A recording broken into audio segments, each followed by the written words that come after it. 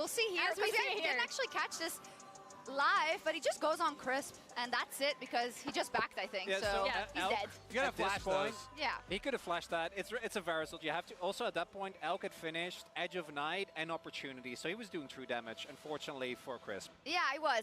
Weibo was still in it though, but then you said it already. Been on his Jax thanks to the reliable Cisco network. It was the Jax that could come back after Weibo started the Baron, and for Xiaohu, it was a snap back to reality, and oops, there came Gravity, aka Bin. I really like the initial setup though, because you have so much Baron damage here available as Weibo, but they get caught off guard by the fact that Bin has his stopwatch available, and the resulting fight does not go their way. Yeah, so Bin teleports back in, and there you see Xiaohu, he realizes that he got pinned, but he doesn't like immediately. Cái bài hát vừa rồi nó mới post lên đó, nên là nó nên là đi hết rồi. Yeah, and I also think you can see the power of Shun here as well. He was at the top of that. Yeah, mấy kênh kia có kênh nào còn sống không? Cái này phải bật sim lại. Engages in the back half of the fight. The big thing for me. Yeah, cái bài đấy nó bị mới á. This was a risk in draft. Bài đấy nó mới cho người Weibo on the blue side. I am wondering if that happens again because I think I would. Kênh của TZ đi rồi bài. TZ stream YouTube rồi. TZ bình thường stream 2 kênh mà đúng không? On something else. He's good at Smolder. But something with a little more agency. And they also like paid the price for giving so much money to Elk early. You know the lane swap where Elk was đúng rồi, thì đúng rồi. Yeah, mình làm sao mình biết được là nó sẽ phát cái đoạn nhạc đấy? Chẳng em cứ đến lúc đoạn đấy là mình tắt âm. Đấy, tắt âm nghe nó lỏ luôn. Logic thì là thế. Nhưng mà né làm sao được? Let's see again what he did in the walk-ins where he's next to Breathe and he's just what a guy. What a guy. Yeah. I mean, I love this from Bin. He's always been the confident player. Đầu game bị Rata. Nói chung là cái kèo đấy Rata công nhận tốt thật. Không người lửa đâu có ra đâu. Cái đấy quan trọng level 1 level 2 à? Hai wave đầu tiên là rất là quan trọng trong cái kèo zone này với con Smolder. He is so good. There's no reason why they wouldn't trust him. Enhance that. No. Do you know what the worst part is that Brief was actually set up really well in this game, and I don't think it was necessarily a Brief performance. It was just a team difference. But they actually did do the lane swaps as Emily requested. Brief had at some point a 900k gold lead, or 900 gold lead rather. That would have been too much on the Poppy, which is also a good counter matchup. But it just didn't really seem like he was able to have the same impact, even though he did play very proactive. And this is why I'm super curious to see what happens in Game 2 with Weibo selecting blue side again. I'm wondering whether BLG decide to give up that Yone, because it was looking a little dicey at times, despite the loss. And then on the flip side, Weibo did follow a pretty good blueprint, right? They lane swapped. They made sure that Breathe was in a good position. This is something that Weibo's been very good at doing. Bấm khăn kiểu gì à? Nghe vẫn giải được đúng không? Nhưng mà sao bấm sớm? Là cái đấy đâu có thể phải bấm sớm. Thường thì rất là nhiều cái truy cập người ta hay bấm sớm. Nói chung là phòng thì cũng được bị bấm sớm. Coi clip highlight 0,01 giây nhiều quá. Xong rồi mình cũng tưởng là mình mới thằng trên clip, thế là mình ấn trước rồi. Xong rồi chúng but it burned so bright once we got there, trading blows back and forth, objectives for objectives. Again, 23 out of 30 turret plates at the beginning were taken in those first 14 minutes. It was a close battle. Yeah, it really was. And I mean, at the end of the day, for me, I think Weibo played really well with the restrictions of their composition. I feel like if they had just had some form of hard engage to start out fights, they would have been in such a better spot to, really be able to kind of seal this one up. And I think it was, hey, look, Tarzan wanted to go back towards what has been his comfort from summer. This brand was exceptional for them in multiple different opportunities, but it did end up leaving them then a little bit wanting. Because you'd already gone for the Kalista, you wanted the Renata paired alongside it, and it meant that you just had no engage really coming from anywhere. I mean, it's really interesting, right? Because I do think, you can still go towards that, especially if you're not going to lane 2v2. Maybe you go with Tarzan playing the brand, but then you bring in an Alistar or a Nautilus or something like that, because they're not laning 2v2 anyway. We're just in this lane swap situation. Of course, there are strengths and weaknesses to whatever they do go for, but it is going to be Weibo back on blue, and I have to expect BLG probably just leave Yone up again and try to force Weibo to actually beat them with it. And so that's why I'm really interested to see, does Weibo actually ban it on blue side? Do they pick it if it is left up? What is the evolution coming in game 2? Ok, Weibo Gaming tiếp tục là đội xanh. Bàn thì có lẽ bàn thì vẫn như thế. Họ có lẽ vẫn tự tin vào. Họ chỉ đơn giản là vấn đề đó là con virus của đối phương hơi mạnh chắc chắn rồi. Cái Public vừa rồi chắc chắn là bên phía Weibo Gaming sẽ có lợi thế hơn rồi. Các bạn là họ xử lý đường rất là hợp lý, mà tự ban zone và có AC ở đây. Kaleta không thành công thì mình tiếp tục đó là muốn bot win ở đây với con AC pick slot 1 của mình. Tại vì đội xanh mà không AC bắt buộc phải pick slot đầu tiên để slot 2-3 có thể pick support. Con AC cái support của con AC nó rất là cần pick sớm. Tự ban AC tự chế BLG. Vậy rồi đối phương tới AC vậy thì thả scanner free. Có cho mình là scanner, nhưng mà câu hỏi đặt ra đó là Seo đánh cái gì?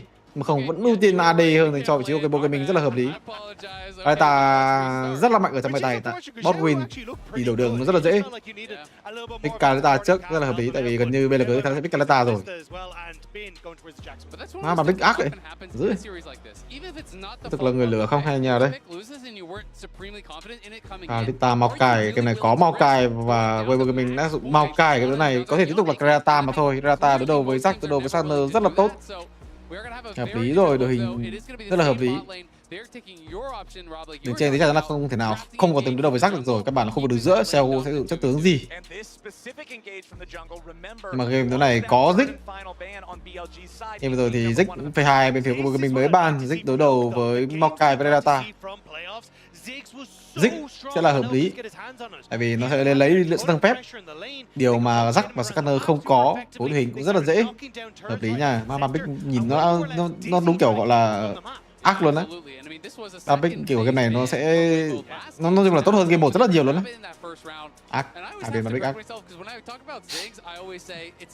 Các bạn thấy game 1 nó rất là lỏ, vấn đề đó là mình không biết đối phương này cái gì. Và để mình có thể chuẩn bị ban pick phase 2 cũng như các kiểu các thứ. Nhưng mà sau game đầu tiên thì game 2 nó hai đội ban pick nó ác hơn hẳn. Ban đi người lửa của tác răng. Họ sợ rằng con Maokai là con Maokai đường trên. What the fuck là sao? Người lửa mid á. Ra thì xong có nghĩ tới con người lửa đi mid á. Từ này có rất là sợ người lửa, nhưng mà ý là Maokai người lửa. Bàn Smolder. Tôi thì sắp biết là phải 2 tính bàn cái gì nữa. Bên bàn Smolder và bàn Cute dữ rồi. Cái đội đấy rồi, biết con gì phải đánh Smolder ra.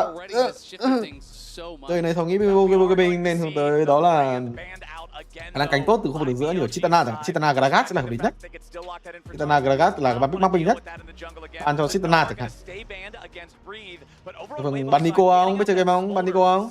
Đối phương cái đời hình này rất là không, này Nico thật được Rick Nico nhìn rất là lỏng. Pick sau, pick sau.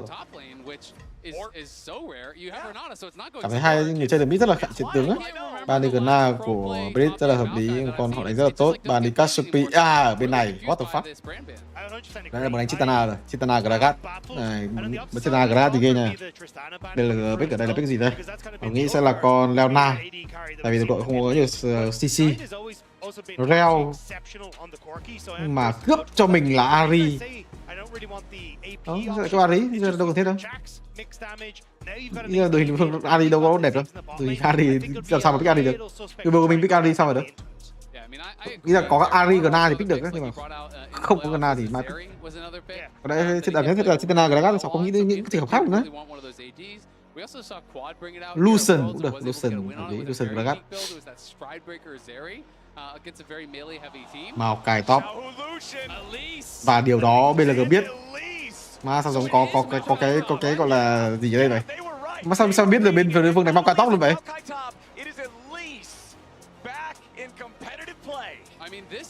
Hai đội này cái ba pick này nó hơi thể hiện được nhiều điều nha. Syndra hợp lý, ủa Syndra thì pick mạnh đấy. Nhưng mà con Zik à, Zik Syndra nghe nó phải lỏ. Syndra đấu đầu với Lucian. Này Lucian phải lên giày kháng phép. DB Syndra lúc phải lên giày kháng phép.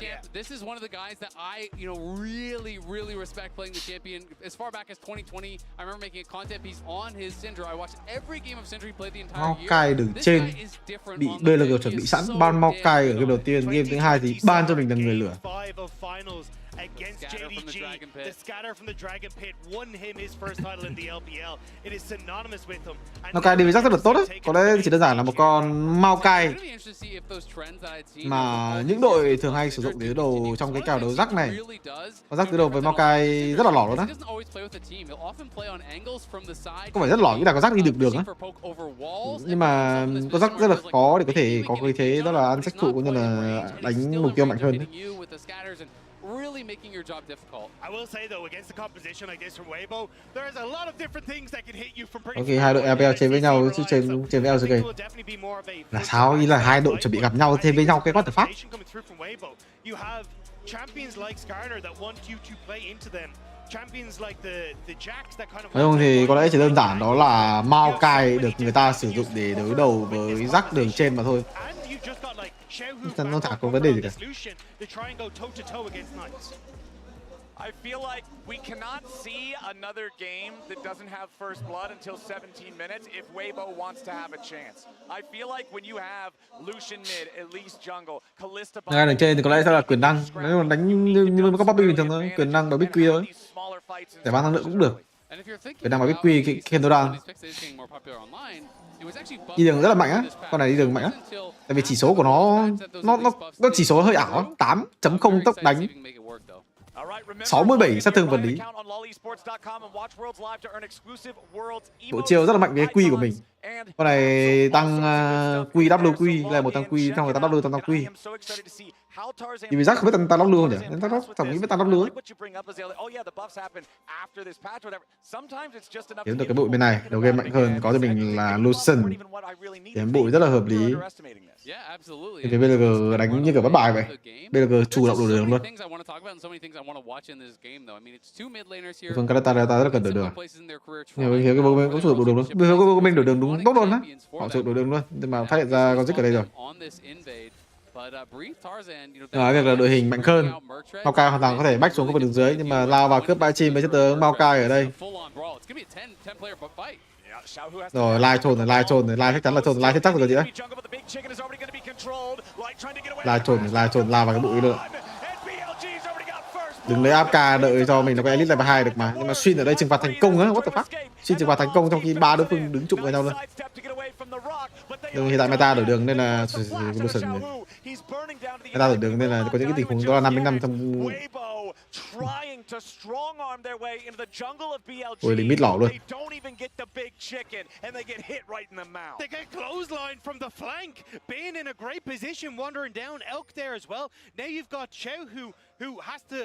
Đổi đường tiếp tục nữa, Maokai với Canada đi sử dụng không đường dưới luôn. Quên lính bot là quên lính lỏ. Tại vì không hiểu sao cái LL thiết kế đó là nếu mà không có ai tác động lên quên lính thì quên lính bot của khu vực đội xanh nó sẽ đẩy về phía khu vực đội đỏ. Sao liên quan đến con Lucian vào này?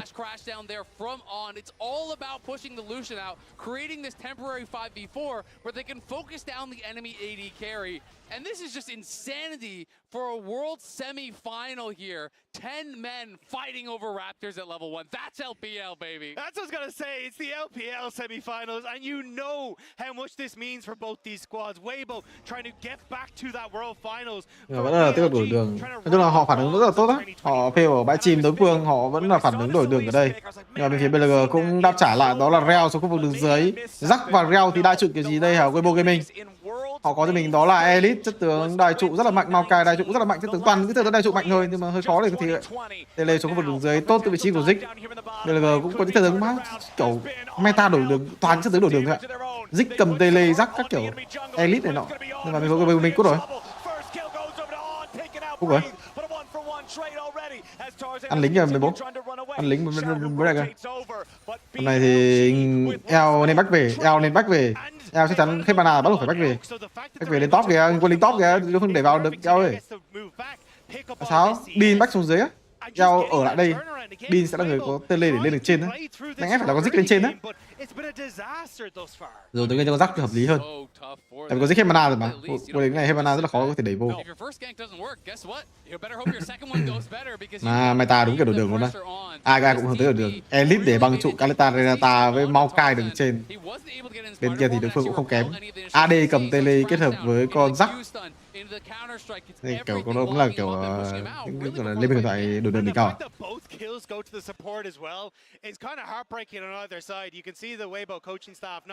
Looking too pleased with the results of things, but it's still Elk getting a ton of CS in that bottom side. He's going to move back to this bot lane. Ngồi lính đường dưới vẫn là xử lý thành công cho vị trí của BLG, back về mua cho mình nước mắt. Thế trận hiện tại có lẽ sẽ thuộc về BLG.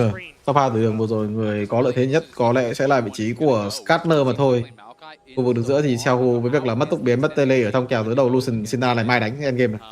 Kèo này đánh kiểu này mất endgame trên luật cúc. Endgame. Speedrun. BLG, 3 kills before 5 minutes. Great gank from Shun, just clipping Xiaohu as he dashes back, and it's easy follow-up from Knight. Even the fact that Om was there to cover Crisp, so he couldn't even get any sort of bailout or anything, or some way to try and keep his mid laner alive. Yeah, and this is just critical on helping Knight crash that, so there's no way Crisp. Nói chung là bên phố mình bắn rất là tốt đó, tổng nghĩ bắn rất là tốt. Nhưng mà việc là có lẽ sẽ là đội hình yếu hơn, nhưng mà cảm thấy đội hình họ lên một mạnh hơn mà, nên là họ lay ở bãi chim rất là hợp lý á. Đội hình yếu hơn thì không nên vào bãi chim. Nói chung là họ đánh ban pick các kiểu chuẩn bị rất là tốt luôn á.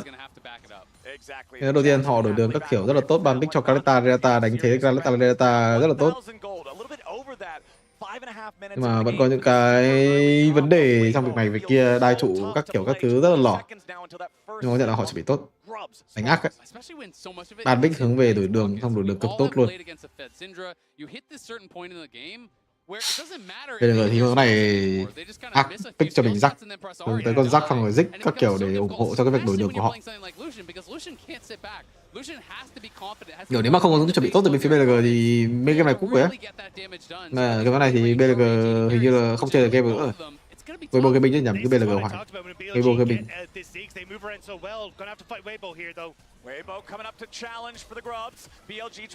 Tốc biến kéo bị thương, tốc biến 5m nằm khu vực sâu 1. Tốc biến Odin vào vị trí Syndra có tốc biến mà. Odin vị trí của eo ở đây bên phía BLG giết được vị trí của Maokai nhưng mà có cứu cánh. Jack đối phương lao vào, Jack không làm được gì, chỉ giết được vị trí của Zik luôn. Về phía Weibo Gaming đã không có coi đội hình thế nào á. Phía của BLG đánh kiểu gì vậy ta? Không có coi, đang coi mấy cái đổi đường cái gì không? Cái đội hình này đơn giản là chạy ra mục tiêu có máu thôi mà. Vì cái đối phương cứ đáng quá, nó cai kết hợp với cứu cánh mở luôn.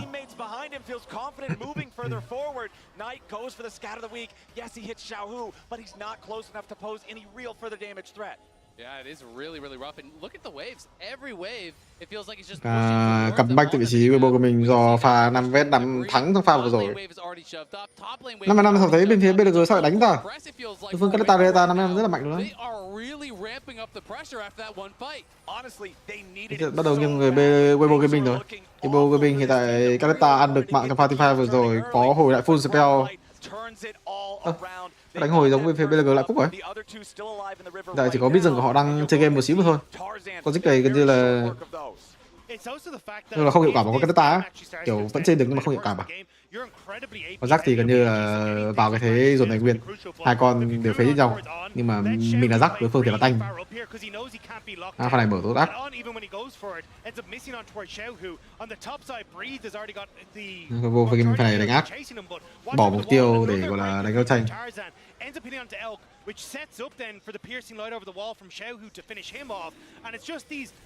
Weibo Gaming pha rồi đánh ác cái chứ. Weibo Gaming kiểu mấy cái pha lò của họ xong rồi kiểu họ vẫn xử lý tốt những cái pha macro về sau á. Cảm thấy Weibo Gaming nhìn thấy mạnh này. Được pha vừa rồi lại trôn, mắt team fight toàn trôn, đánh pháp sư xong cứ ra team fight cứ cương với người ta, chả biết là làm gì. Như hai game mà. Game nào cũng có cái thế đứng ở mục tiêu cương.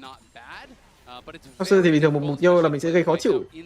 Rồi, eo ở đây không có tốc biến eo ớt. Mà chắc chắn phải đập xuống rồi.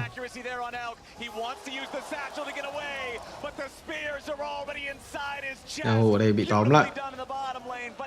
Hai người được đánh giá là điểm yếu từ hai bên. Lucian cũng như là con Ziggs này bắt đầu bị tác động vào rồi. Kalata có mạng đội hình chắc chắn là lời hơn cho cái bộ game mình rồi. Đội hình này rất cần Kalata xanh. Kalata xanh thì chắc chắn là cúc rồi. Okay, On could be in some trouble here. Another nice handshake. Some spears in the realm means more damage even coming out, but the TP is available for Lai xử lý ác dữ rồi. Đủ. Mà Lai phong độ hơi bị thiệt nhá. Cái phong độ game rất là ghê ấy. And Light is just dancing around on there, dodging the shattering strike, dodging the crash down as well, making it look BLG đánh ác á. À với BLG mình đánh ác. Kiểu mình bị áp lực là mình bị đổi đường á, nên là mình phải pick Ziggs. Chứ bình thường con Ziggs đi với Kalata hơi lỏ. Còn cái con Ziggs này chỉ đơn giản là đổi đường tốt thôi, tại vì nó cầm tele. Chứ bình thường đi với Kalata người ta sẽ pick cho mình là Varus hoặc là Fortune.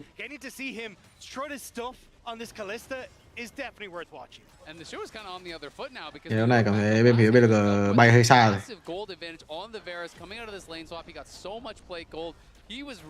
Cái bộ cái bình nhìn nó bị ác á. Kiểu nhìn cái mình đúng mạnh luôn á. Nhưng mà cái lỗi trong game mình không thể kiểm soát được. Nhưng mà những cái bắp bích cũng như những cái cách họ đổi đường mindset của họ nó rất là tuyệt vời luôn. Nhưng mà đây, bắt đầu nhìn khó dữ. They are putting a bullseye on his back. Elk will try to escape, but the lockdown of the Maokai, the damage of the Elise, it's an easy kill for Weibo and Breathe. And Weibo are doing a great job, not only in this game but the series, of matching what BLG want to set up. Maokai top. Lucian. Nhìn hơi áo chỉnh nha. Cái này bây giờ bay hay xa rồi.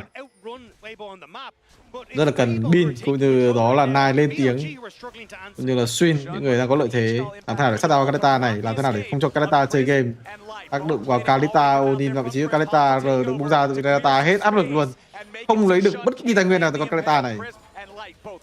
Đàn Kalita mạnh khó đánh lắm. Thì Maokai đánh cũng rất là free tại vì đúng đội mạnh mà. Maokai này cầm cái gì mà không cầm cái tàn phá vậy ta? Cái này cầm cái thứ hai, cứ sinh mệnh cái gì ấy. Tại đội hình hơi khó chơi đến phía BLG. Rắc của họ không xanh bằng top bên phía đối phương, thậm chí là thu được. Mà Sinara thì xanh đấy. Nhưng mà cái vấn đề đó là đội hình hiện tại đang là hai pháp sư nên là sẽ có những cái mảnh kháng phép, nhưng mà không, Lucian cái này không được kháng phép ạ.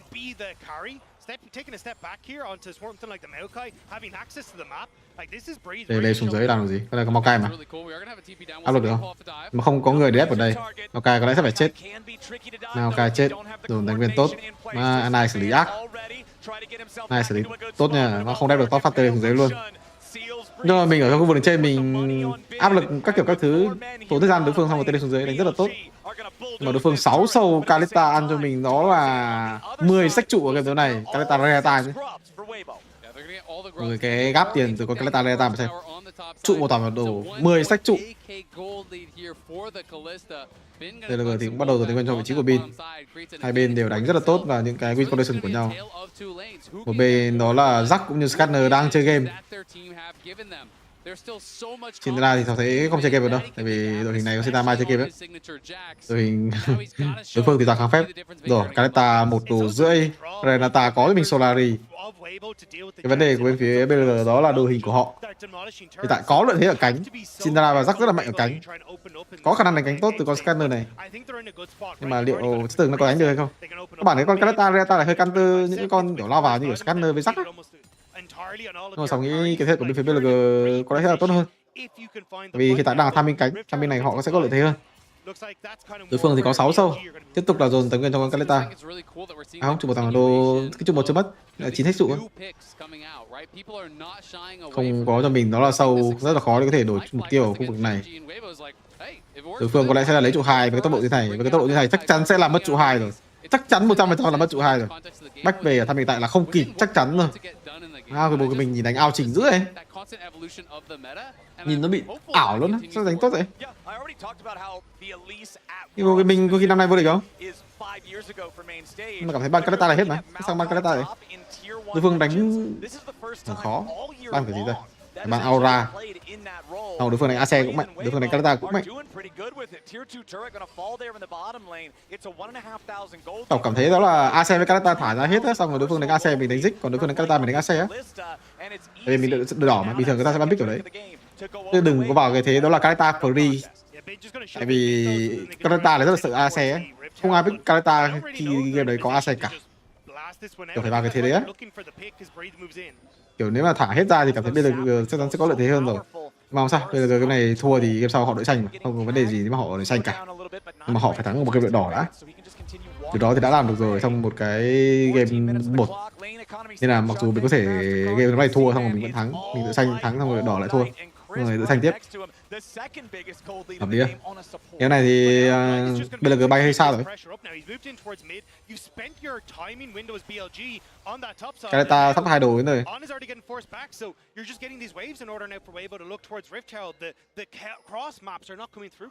Cái nhìn WBG kiểu nó chuẩn bị rất là tốt luôn đấy. Có thật sự chuẩn bị đến những cái thứ như này không?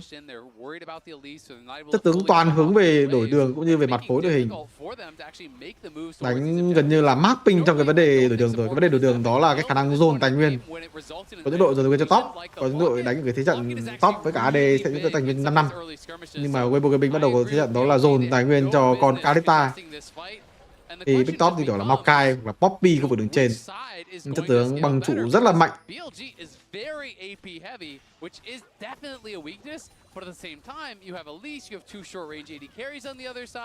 And it's really going to come down, I think, pretty heavily to execution. Yeah, I think the only one who really benefits is Breathe, because you can go for that something like a Spirit Visage, which then is super nice for getting that extra healing off of your passive and just becoming an absolute monster in team fights. And for BLG, a lot of them, their fight will be front to back, apart from say like Bin. But if you can actually just have, Breathe stand in front of a Ziggs bomb or even a Scatter the Weak from the Singed, it becomes way easier for Weibo to operate. Although they are a very short composition that still can be in range of a lot of that threat. And they're still going to have, that difficulty on the engages, right? Because again, it's really going to be on Breathe, it's really going to be on Tarzan to be able to start up these fights, to have the confidence to go forward, find those picks. Xiaohu and Light, could even go towards things like a Ma later on in the game and have a lot of value there.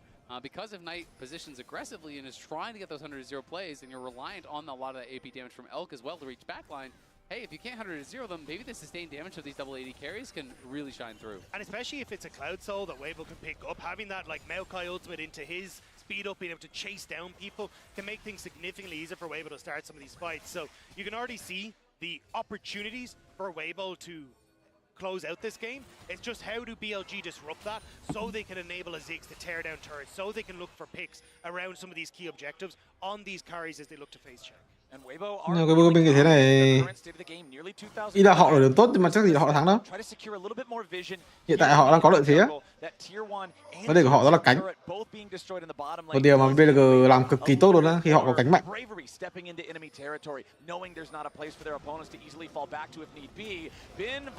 Đó, cánh mạnh thì làm gì? Đánh nhau ở cánh. Lucian Tele để làm gì? Nhìn mạnh đấy. Không, Maokai nhìn hơi phiền nha. Con rắc là cái nhìn đồ này mà không biết được con Maokai luôn đấy. Kiểu cái quy của con Maokai nó hơi lỗi á. Nó hơi căn con rắc, không thể nào gõ vào nó được.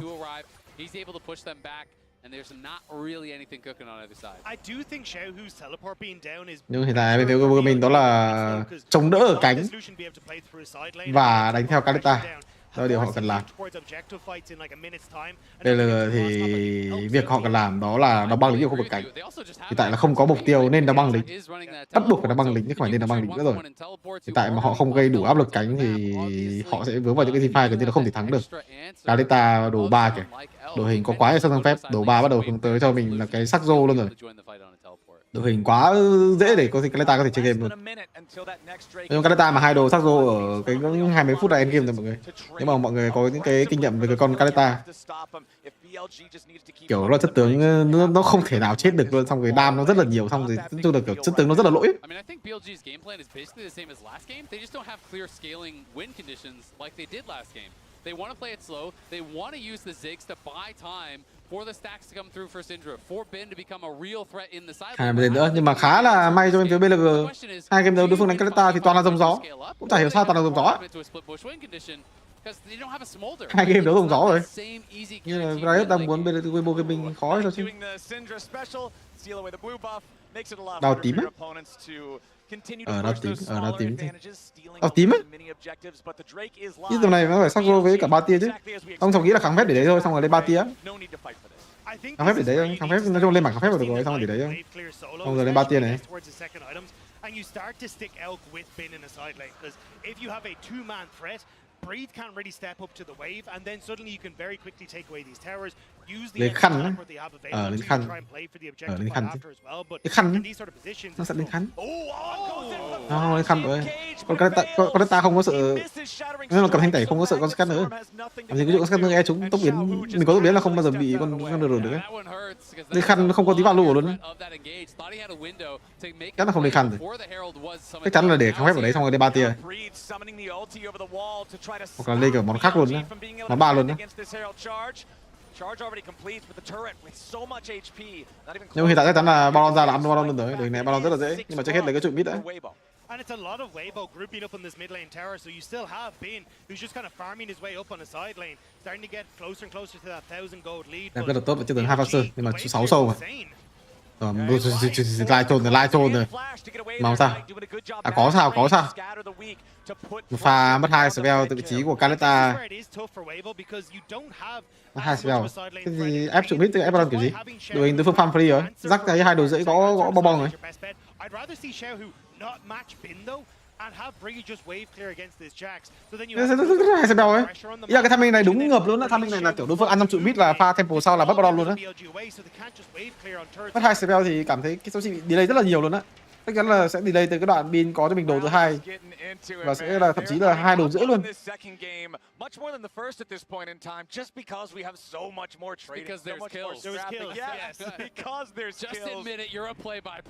enjoy the kills in League of Legends. It is a PvP game, my friends, and we are seeing some good PvP here so far. 3-1-2 on Light, who does now have his Rage Blade completed. This Kalista is an absolute đồ của quát the fuck, cái đồ học mấy ông Bắc Mỹ này. Nên cho mình đó là trường trực báo tố kết hợp với động cơ vũ trụ. Lỗi bắt đầu móc phải vị trí của Lai rồi, bắt đầu ôm đầu các kiểu các thứ rồi. Lỗi rất là hiếm hoi từ Lai. Lai là người chơi khi có lợi thế rất là ít mắc lỗi luôn á. Hiếm răng cưa.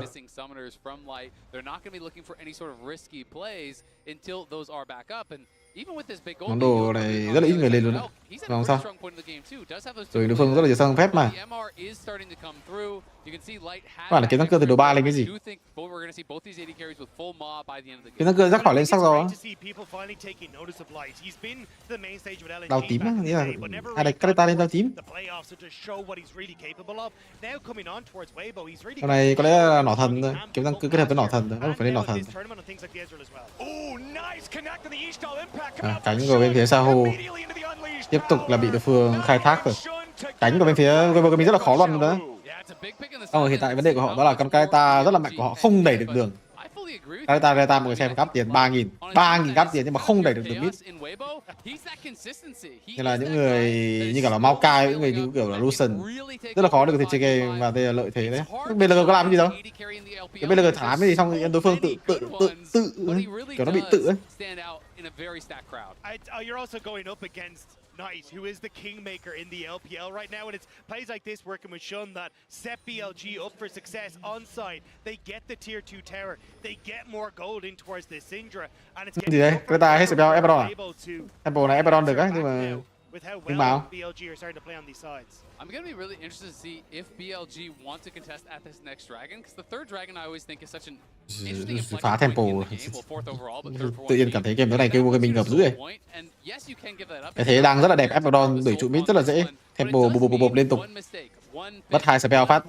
Cảm thấy cái này là cái thế vừa rồi. Ăn Baron xong rồi mất hết vị trí. Cái đầu tiên đánh rất nhìn khó đấy. Cái này Abaddon kiểu gì đó. Là bắt buộc phải team fight á, nhưng mà lại giống gió. Xong rồi đối phương thì nhìn game khó đấy. Gets rid of it, man. Confident satchel laying coming out here from the Ziggs. Very, very good at destroying these turrets. And when you combine him with this Jax in the side lane that you already pointed out, there's not really a split push answer for this game from Weibo's comp. If Bin really gets rolling, the destruction capability from BLG between the Ziggs and the Jax is just huge. It really is, and that's where I kind of go back to a point that you were making, Rob, where it becomes about, I think, overloading a side lane, because Maokai can hold the Jax. Jax is not going to kill the tower in Maokai's face. You have enough wave clear, you're just going to be able to stand up, tank a little bit of damage, knock down that wave. But if you send a second member, if you overload that side lane, all of a sudden you're losing towers. All of a sudden the base is being threatened, and Weibo can get pulled apart across the map. Dragon spawning now. Nobody's around it except for Ben, who is just clearing Liên tục là muốn ép Baron từ phiếu cái BLG. Nhưng mà ở cái timing hiện tại rất là khó luôn đó. I think Weibo are just worried about that overload play happening, so they're trying to match on this top side as the waves start to get pushed out. But that was just giving windows for BLG to Đây get the một cái waves trận đẹp để bung Maokai, nhưng mà không có lính nữa rồi. No real TP ward for him to go to though. Bắt buộc phải ăn thì con rồng gió, con rồng thật sự chả ai thèm. Nhưng mà con rồng này sẽ thuộc về vị trí của Weibo Gaming mà thôi. BLG đang set up Baron, tiếp tục là tranh chấp tài nguyên ở khu vực Baron. BLG rất là khó ăn Baron rồi, họ chỉ đơn giản ra đây để cắm bắt các kiểu các thứ để bắt về xong rồi chuẩn bị pha phòng thủ Baron mà thôi. Đội hình của họ rất là cần phòng thủ Baron.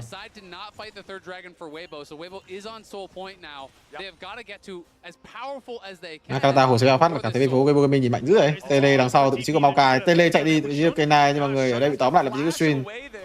Xuyên rất là trâu với khiên băng, cũng như đó là bắt buộc phải ôi Baron rồi. Ôi Baron ở một cái tham mình không có quá nhiều mắt ở đây, bên phía Weibo Gaming đang làm gì đây? Baron có thể ăn được nhưng mà cảm thấy họ sẽ bị Baron nó nhổ đánh cái gì đấy. Ăn được Baron nhưng mà đó, ăn được Baron nhưng mà ấy Makata bắn dữ đấy.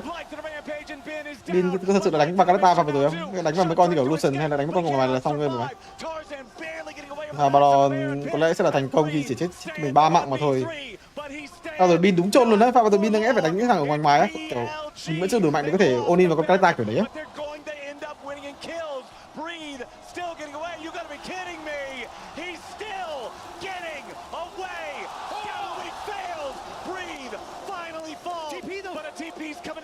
As it looks like Weibo might just look to mop him up. Xiaohu ready to go in, guns blazing. On, finds shattering strike into the skeleton.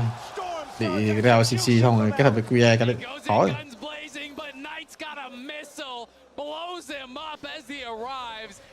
Nhưng mà một vấn đề đó là Bin không ăn được mạng trong pha vừa rồi. Vậy sẽ ảnh hưởng cái phần nào cái giai đoạn giữa game của BLG hay chăng? Bin pha đúng chồn, nó đang đánh Lucian, đang kiểu có Lucian chưa chắc rồi á. Tự nhiên tao biến vào con Kalista. And while Weibo focused the Baron, BLG focused Weibo. And they absolutely tear them apart. Weibo managed to get Xiaohu out and Tarzan out, but Breathe does such a good job. Bin hoàn mạng đúng rồi, kiểu ăn đi nhất là phải 2 mạng á. Bin hay but he eventually will fall, and then Xiao, who the hell do you think you are? TP back into this play. Goes to try and turn this around into the point and click from the Rel and the follow from Syndra. Look, he saw his moment. It just wasn't quite it, okay? No, I mean, I saw the moment too. I think if he flashes early and doesn't let the Rel actually get to him. Cùng ánh sáng đổ xuyên, nhưng mà Lai ở đây bị tóm lại với cái Lai chết rồi không? Sao nhìn nó trâu vậy?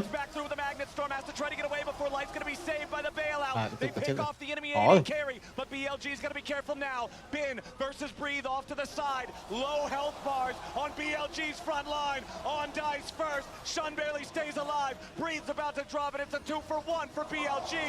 Max range scatter. Không có spell Kalista, mấy ông Weibo Gaming đã làm gì đấy? Xong game rồi. Thắng phải là xong game luôn đấy. Turn around that play on bot, and now they can start to rip through these turrets as well.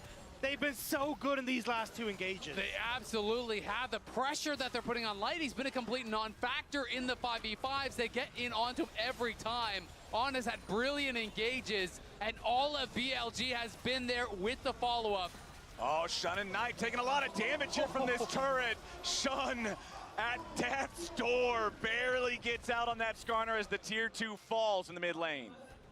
And now they just get to set up again on sides, but you see here, Light stepping in river where he had no business being, the immediate impale, and then the crash down coming through from On to send it through.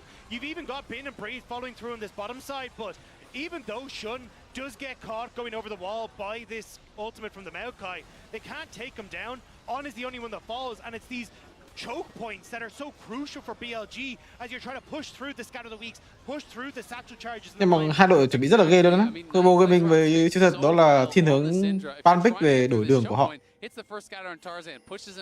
Họ thả rác cho Bin. Họ có Maokai để counter. Mà cái đầu tiên thì BLG slot 3 ban Maokai. Ban Maokai ở slot thứ 3. Với cái chỗ này thì có mình chào Maokai với Jack, họ có lợi thế nhưng mà họ hơi thờ râu ấy.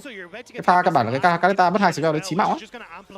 Thật sự cái hiện bên phía WBG Gaming có họ rất là tốt luôn á.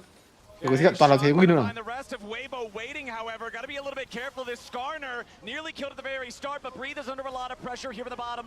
Mà team fight họ full spell họ đánh thắng rồi chứ. Thắng rồi gì đấy. Hôm nay bên phía BLG sao mà đánh? Ta phổi spell rồi. Mình đánh Bán Kết các kiểu các thứ mindset đúng ác luôn. Cái con Maokai đi với con rắc nó hơi ngon hay sao chứ?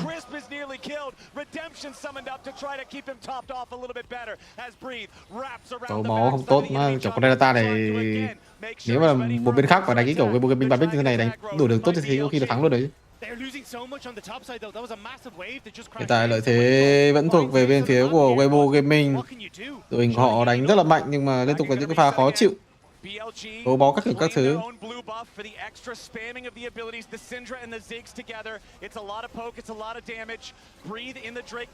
Infinitely tanky here on this Maokai, happy to just absorb these blows for a little bit. The bouncing bombs again, connecting onto Crisp, the vulnerable enemy targets in the back line. Mà mấy ông WBG Gaming có thể xử lý đội pháp sư vậy, sao cái ta không đi bọc vậy? Cái ta cứ đứng ở đây làm gì vậy? Bây giờ đi vòng ấy chứ. Đi bọc này xong bên phía BLG đánh. Đấy, nó đánh đúng dễ luôn đó, chả có thao không đi vòng tìm vị trí luôn đấy. Bin tới rồi. Hết cứu cánh. Ra cái con đội hình đối phương là pháp sư mà 2 game rồi không có game nào đi bọc luôn đấy.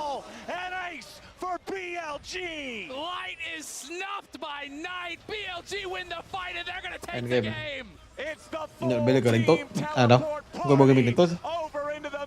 Mà kiểu nó rất là khó để có thể tác động lên những cái gọi là những cái cá nhân quá xuất sắc.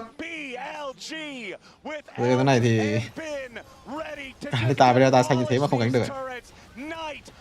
Kiểu cũng khó nói ấy. Nhưng mà họ đánh ác, đổi đường các kiểu các thứ. Đầu game Kaleta bắt lỗi mà họ vẫn có lợi thế.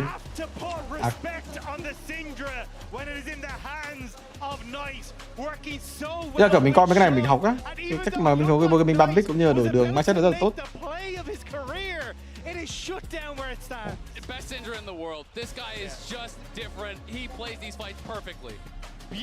Mà như đơn giản là họ không có tí kinh nghiệm gì về pháp sư mà thôi á. Ý là cái đội hình mình.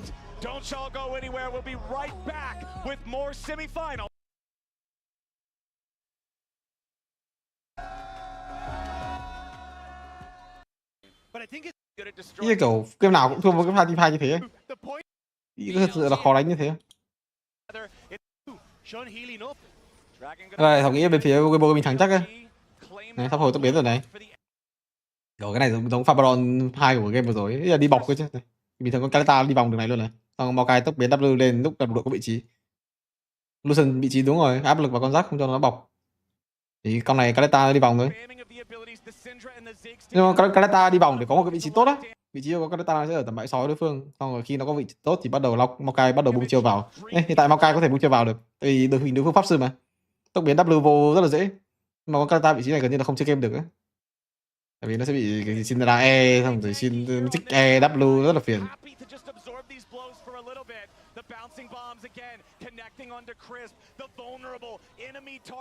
Nhưng thì cái team hai nó hơi lọ về phía cái bộ của mình. Mọi người thấy không? Con Maokai nó chết free, nhưng mà kiểu họ vẫn có cơ hội thắng được á. Kalata cái thế của con Kalata này. Lao lên tìm vị trí xong rồi bung rờ.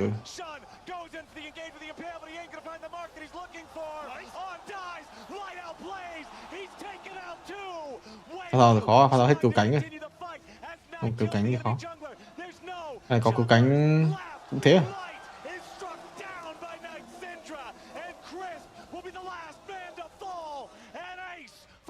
Nhưng cũng giống game vừa rồi mà chảy sao nó không đi bọc nữa. Như cái pha đi bọc 100% thì nó không bọc.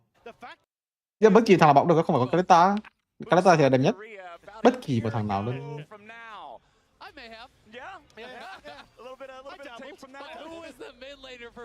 Em này đây là người lửa full spell, Kalata full spell chỉ cần đơn giản là một thằng đi với vòng.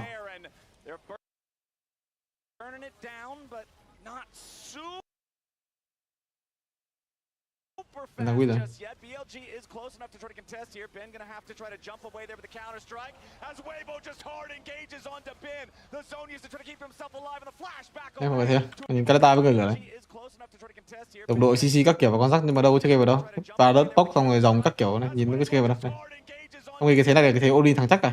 Đội hình đối phương thì toàn pháp sư đi đơn giản là bung chiêu bùng phát một người đối phương là Win này. Kiểu con Kalata với con người lửa cái vị trí của nó rất là quan trọng á. Tại vì đối phương là pháp sư nên là vị trí của mình nó quan trọng. Tương khi đội hình đối phương mà không có phải những con như này thì nó lại khác nữa. Nhưng là cái liên minh thải này là thế mà, mỗi game một khác. Game này mình đi cạnh đồng đội, mình đánh con A mình đi cạnh đồng đội, nhưng mà game sau mình đánh con A mình phải đi vòng đấy, nó kiểu thế. Nó không phải là mình đánh con này mình phải đi vòng, nó không phải thế. Không thì đơn giản dễ hơn thôi, thì đơn giản mình có Kalata, có Bobby thì đơn giản mình có Amalon thôi. Đội hình của họ cho phép mà. Này, Baron còn chắc tầm 6.000 máu bắn bột cái nữa này. Này. Copy R. Con rắc này có tác dụng gì? Con rắc này áp lực được ai? Zone này không bị áp lực, xong Kalata thả biết bị con rắc cổ tay này áp lực kiểu gì nữa đấy. Người lửa chắc chắn là không phải rồi. Con rắc không có phép chẳng bao giờ có đoạn là chơi được với người lửa luôn á. Đấy, Amalon cũng không ăn bọc thì cũng không bọc, thả biết đang làm gì. Nhưng mà cái lỗi này là lỗi mình có thể mắc phải, nhưng mà ý là cái chuyện hai game mắc phải cả hai cái.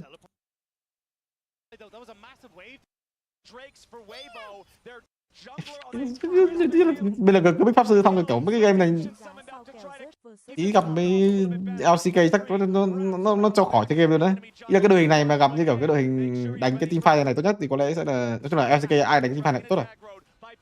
Gen gì với T1 ý là team mấy cái team fight này bên phải thắng được là đúng ảo luôn đấy. Với bên phải bình thường team fight nó sẽ là auto có máu. Nếu mà đối phương không có áp lực rồng thì mình rất là dễ thắng. Không phải thắng, nói chung là mình đội pháp sư bình thường nó sẽ không ăn được rồng. Đội pháp sư bình thường là nếu mà có trụ thì đối phương không có cái thế đánh kiểu này thì dễ ăn rồng, tại vì đối phương ra có máu mấy thứ. Vì sau thế hình mà hai pháp sư thì nó rất là lỗi thời rồi. Tại vì địa hình hiện tại nó rất là rộng, nó không nhỏ như đợt trước. Nhỏ như đợt trước thì những con Zig nó sinh ra sẽ value hơn. Mọi người nhớ cái đợt trước không? Đợt trước khi là cái ở đây có cái tường này. Xong rồi cái khu vực rồng nó bé xíu à? Cái khu vực vào rồng nó bé đúng bé xíu thôi. Mà hiện tại là khu vực nó rất là rộng, nó đúng rộng luôn đấy, rất là nhiều và đối vào xong rồi nó rộng. Nó khác với cái địa hình mấy năm trước khi meta mà kiểu pháp sư đúng bố luôn đấy. Năm 2020 với năm 2021 đó. Kiểu xem pháp sư nào đánh ghê hơn, chiêu chúng nhiều hơn, các kiểu các thứ hơn. Còn meta hiện tại lúc pháp sư lỗi thời rồi. Nhưng mà kiểu bên phía LVL nó kiểu Weibo Gaming nó hơi ít kinh nghiệm về mấy chiếc pháp sư ấy.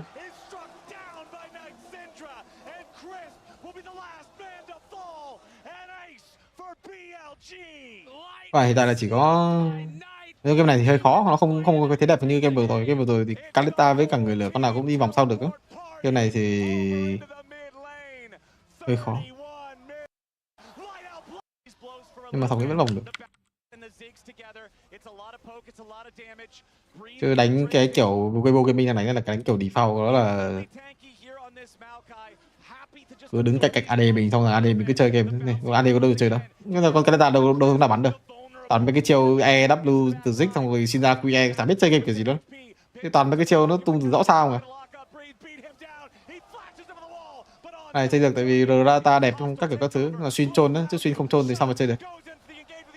Nhưng cái góc đứng nó rất là quan trọng đó.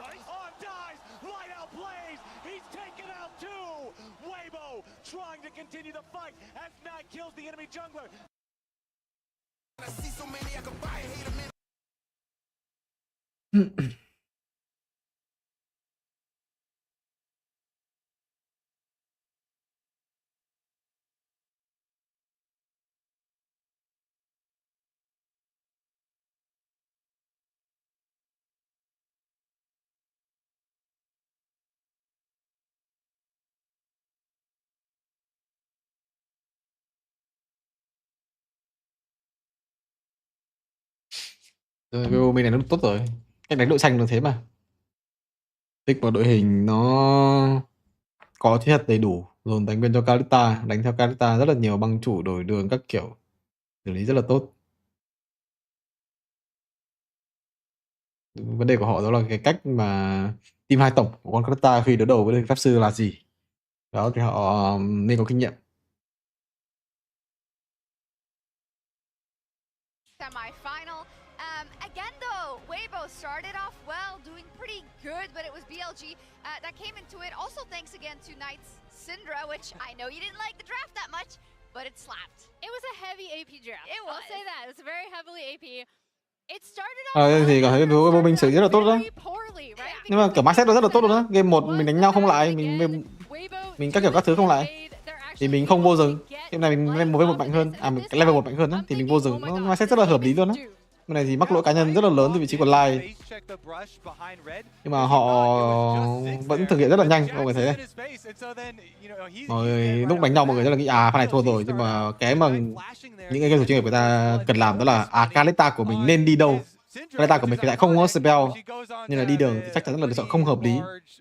Họ di chuyển cho khu vực đường dưới tiến hành đổi đường, nói chung là rất là ác luôn. Stop playing, he chose that. Yeah, he did. That's one of his, you know, iconic shares. It's one of his specialties. He's not supposed to. Yeah, I know. But he's not. Lucian đạp mình đấy, Lucian đạp mình, cũng đâu liên quan tới game, nó không đạp mình thì cũng thua, đạp mình thì cũng thua, khác gì đâu.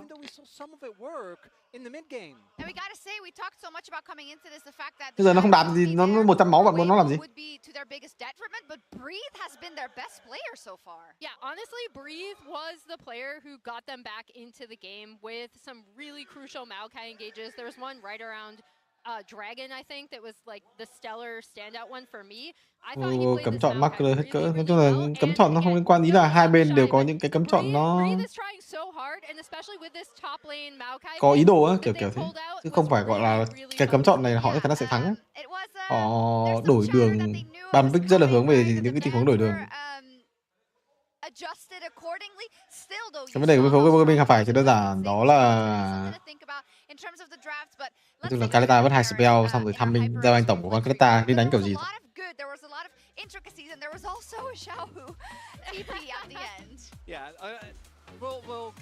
Cái pha này là pha rất là vội luôn đó.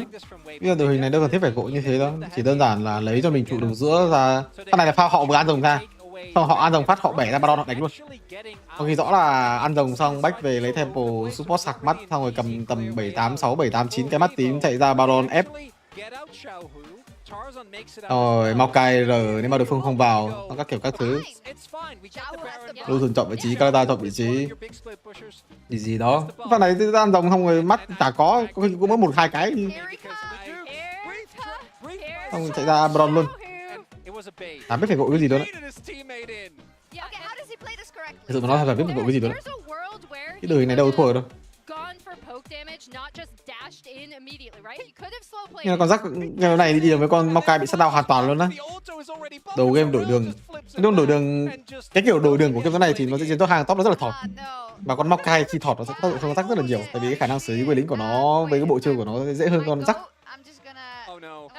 Nhưng mà kiểu họ cứ bị vội khi con rắc nó ăn trụ này nó chả biết. later, right? Yeah.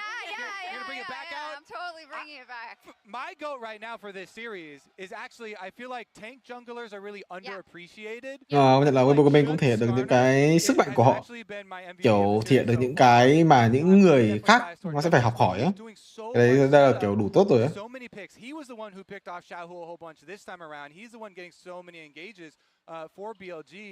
Kiểu họ đánh tốt được một phần, một cái vấn đề đổi đường, ban bích đổi đường, nói chung là ai cũng phải học hỏi á, T1 hay là gì hay là BLG. Nhưng mà ở những cái game đấu lên bình thể đỉnh cao thì những cái đó chưa chắc là sẽ giúp bạn thắng. Game 1 thì công nhận là đổi đường tốt, game 2 thì bên phía BLG chất tướng nó khác hẳn nên là hơi khó.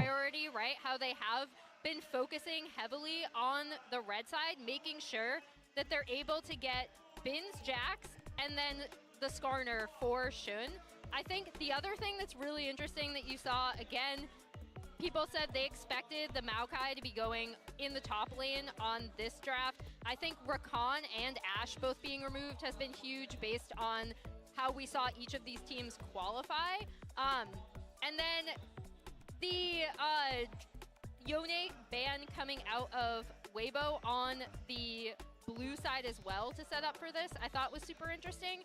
I am curious to see now what changes going into Game 3 if Weibo just throw all of this out, because we already know, presumably, what BLG are going to do with their first rotation. Yeah, Weibo's still blue, as expected, Maurits. Yeah, no surprise there. There are two things. One, I think you are not going to give that Skarner over again, but also they've been holding on very strongly to this Kalista-Renata combo. I think it's time to try something else, right? I know that it's an insanely strong pick, but we do see that you're just not able to, even if you do get the lead, in game number 1 they didn't get the lead, didn't really work. In game number 2, even with a 2k gold lead on that Kalista, the moment Jack shows up in team fights, he's just sitting there going like, well, I can't play the game. Yeah, is that also a thing? Like, why is that Jack still being given over to Bin, right? Because it doesn't matter if you put him behind. It's happened in almost every single game. Even going back to like Swiss, right? It doesn't matter. Yeah, I could see the pain of your, G2 eyes. The first game of that G2 series. What? I don't know what you're talking what he was able to do with the Jack. Ok, WBG mình tiếp tục là đội xanh. Thật sự bán bích không có tí vấn đề nào á.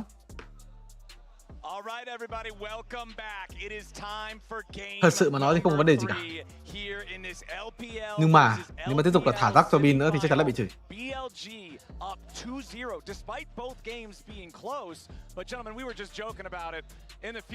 Tự ban Kalista tới Kaisa rồi. Cảm thấy Kalista không đủ gánh. Tại vì vấn đề là con Kalista của họ thật sự đánh không hay. Nên là họ ban Kalista kiểu này. Nói chung là hướng tới AC trước, nhưng mà đối phương ban AC thì mình sẽ hướng tới Kaisa rồi đường rất là mạnh, với đội hình cũng rất là dễ, khả năng gánh team cũng sẽ dễ hơn khi thằng squad của mình nó sẽ đánh những cái con mà nó hay đánh, chứ con data của WBG nó hơi cú té. BLG. We talk about T1 learning from DRX and saying don't underestimate your opponents. Last year they underestimated Weibo. Bàn ra can của hợp lý. Nhánh số bot tanh. AC hay là zone.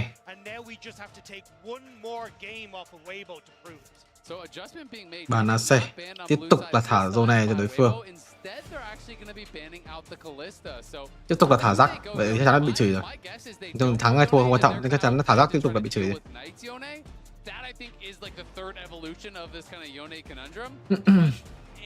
Bích lâu dữ ấy, ý là zone có thật sự là bích nghĩ lâu thế không? Làm gì có gì bằng con zone? Tiếp tục là Jack Scanner hay gì đây? Có Kaisa nha. Thì con này là không có Kalista, không có AC nên con Kaisa có thể cái prio của nó, cái ưu tiên của nó có lẽ sẽ cao hơn. Nhá cho mình là Scanner và kêu là nó đánh Kaisa không sao đâu. Có thể đánh Saya tanh. Kaisa gì đây? Kaisa Maokai không? Kaisa Maokai bán pick rất là đẹp, hồi cái đội hình cũng rất là đẹp. Gna và Maokai. Không, Gna Maokai gì đó. Gna phải Gna Maokai, Gna Seju, Gna Maokai. Có Gna nha, muốn mua game đấu PK nha, top đánh không? Mấy game vừa rồi toàn đánh mấy con tanh trong đội nó không gánh. Đánh Gna không cho đánh luôn. Lại đánh anti Maokai rồi đổi. Rồng hay bắt buộc phải bích rồng, bắt buộc phải bích rồng. Người ta là có Kaisa đi với con zone này cũng được. Nên là không biết bị ban rồng có cái thế đánh cái Samit không? Thế đánh cái Samit thì như hơi bay á. Kana không cho cơ hội đối chơi Kana của WBG Gaming rất là mạnh luôn á, như tỷ lệ thắng cũng 100% hay sao? Giống như con Kana của BLG.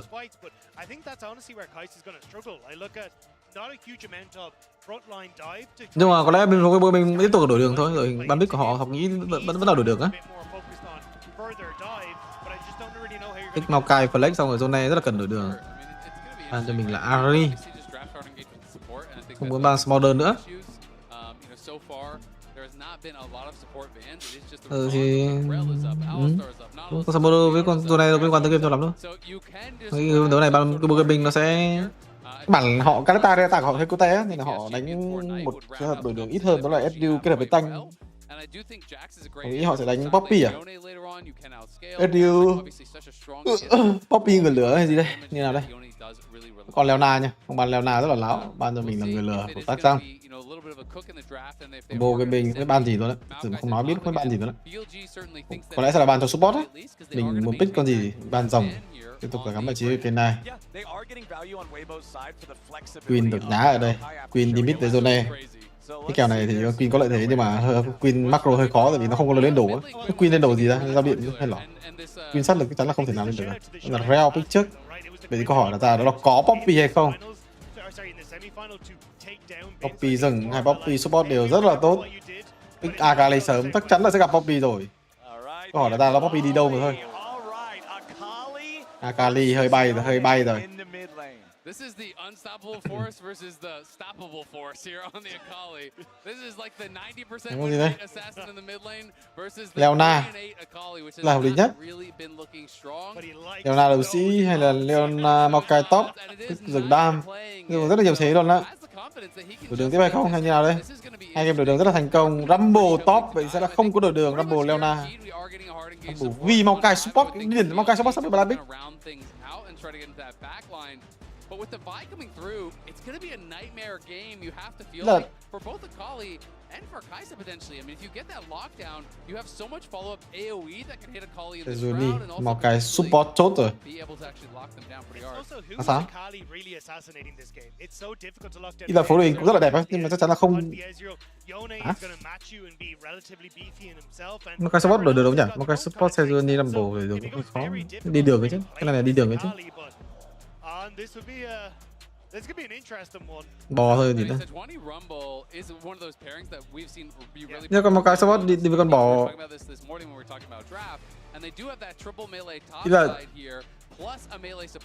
Ý là sao đi? SD Maokai thì đầu game rất là mạnh nhá. Đầu game rất là mạnh. 3-4 quay đầu rất là mạnh. Nhưng mà về sau đúng khó đánh luôn, nó kiểu bị khó, rất là khó đánh. Nó chỉ có thể farm thôi. Mục tiêu không thể nào bằng đối phương được. Đầu game xem có lợi thế không đã. Đầu game nếu mà có lợi thế thì đánh được. Câu hỏi sẽ tưởng Maokai support nó không ngon, nó rất là all-in. DVS tiêu Maokai công nhận là mạnh ấy, nhưng mà kiểu Leona kiểu Sejuani, Maokai support sao không biết Leona nhỉ? Kiểu biết SD Leona kết hợp với Maokai rừng thì nó sẽ ngon hơn Maokai với Sejuani chứ. The amount of counter engage is strong. Maokai ult, you have the equalizer, you have all of these tools that you're going to have to be fighting through if you want to actually get to light. Yeah, it feels like you've got so many ways to separate the fight as Weibo. I just don't really know how they want to plan this one out. It feels like unless Knight gets like 2 kills early in a skirmish and suddenly starts to snowball and can just one-shot Ezreal or be a matchup right onto a Yone. But that's so difficult to just say, that's the game plan. So, I don't know. I think this is where Weibo, their draft is really favored in this. Well, they're going to need everything they can get. Down 0-2.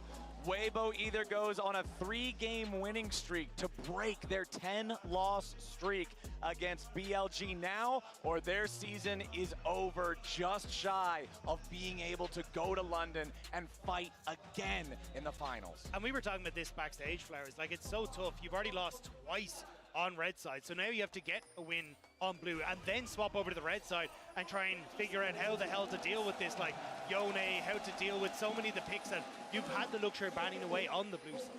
This is also pretty interesting. So Light has elected to go teleport. All of the BLG players were like pinging that. It felt like when it's coming in, people were kind of pinging over on that. So It is going to be heal on Crisp. It's TP on Light, which is really strong for that 2v2 as long as it's not an all-in play, because it can really allow you to dominate tempo, get a quick early base, and be able to kind of take over in that position from there.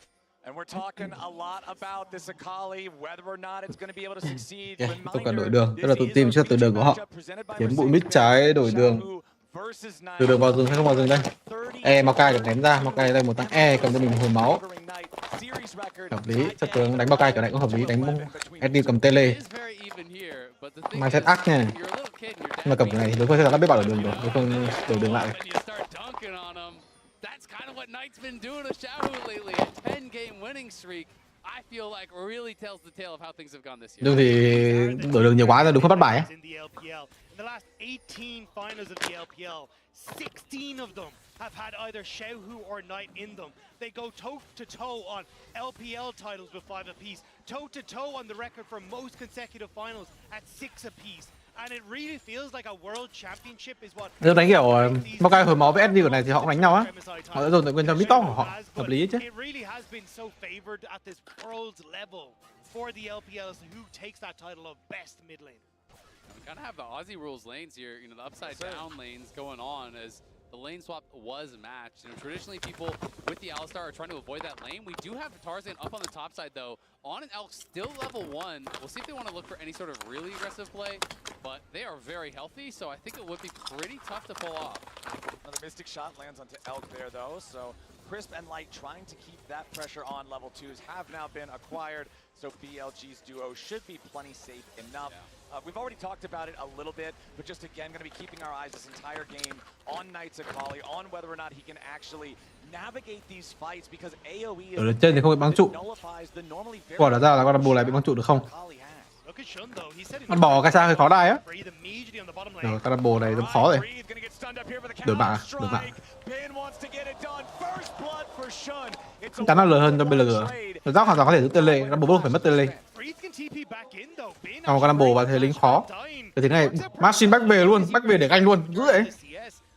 Back về để mua 2 hồng ngọc. Cái đợt đấy sẽ là cái thế hơn đồ, nên là không có trường hợp nào mà Tarzan có thể xuống cứu bot được. Ác vậy, back về pha bao giờ rất hợp lý quá. Yeah, it's not too bad. I mean, I do think it's still a well set up play here. Viên holds the counter strike for so long, so when there's the flash coming through, it's still level 2 breathe. They do kill him off. Có cái mình à?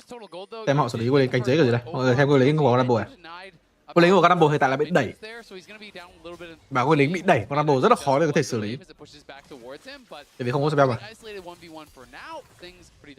Plus the extra assist money for making sure that you have a second guy involved in it. Rumble tiếp rồi. Tarzan xuống cứu à? Cứu được không thì biết, hai đánh các bạn. Early on with just that trade in the bottom side. It's not going to be another 17 blood in this one, but we're also not getting that chicken. Hai bên rừng thì rất là biết tham mình rất là hợp lý.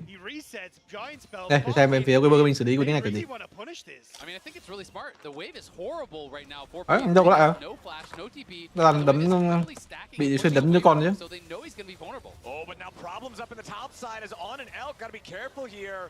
Light and Chris doing a great job in this 2v2. Enemy support nearly killed as they force on back underneath the turret. Still trying to see if they can put the pressure down. This wave is going to crash as well, so they might be sitting ducks underneath here, especially if Light can get a couple of those mystic shots to land. But both junglers now just truyền đánh ác bộ đồ các kiểu. Giữ sờ mai để chim hai đối phương. Interesting. It looked like Shen was trying to delay time, see if he could actually secure it without having to use smite, because Knight could move over. But at the end of the day, Tarzan does at least force that smite. Bên đánh ác chứ. Quân lính khó của Rumble, xong rồi Tarzan phải dành thời gian để xử lý quân lính đấy. Nhưng mà tempo cũng là tốt hơn á, tại vì BLG có rắc tele. Tarzan bỏ ra quá nhiều thời gian. Mà muốn lai trụ á, có mắt rồi mà. Lai trụ cái này đúng không biết rồi. Trôn, chắc chắn là trôn, có rắc rất là khó để có thể đẩy lính vô khi đối đầu với Rumble á.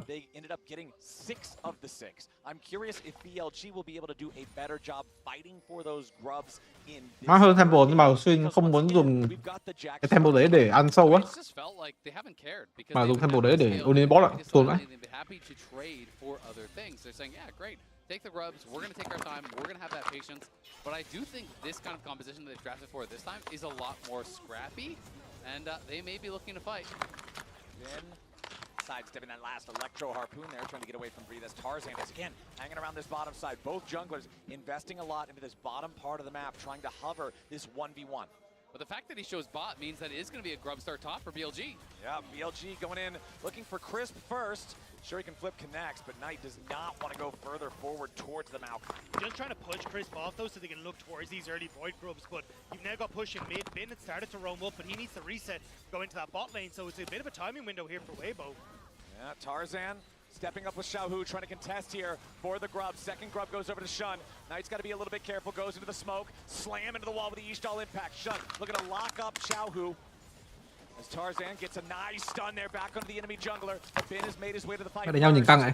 All three grubs going to be secured now by BLG. Fate sealed, forces out a couple of flashes. Crisp now in the middle of everybody. Got to be careful trying to get back over the wall, but Bin's already going to grab Một cái tụt đấy. him. Knight behind him, trying to keep everybody corralled. Perfect execution right back over the wall. Breathe finally makes his way in. Equalizer still available, but BLG are all on the exit route. It's 3 grubs and 1 kill for BLG. Weibo Gaming đánh đâu đánh đâu.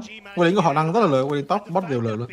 Got that kill is the only thing that evens up the massive wave he just lost on bot lane as well. So XP definitely in favor of Breathe, but I'm baffled. Yeah, một cái support đánh pha 5/5 mà W và một cái thằng có tốc biến xong đấy. Really well. Knight was dancing around in that shroud, waiting until the said 20 stacks from the passive would actually fall off before getting back into combat, so he couldn't actually get focused down and burst down.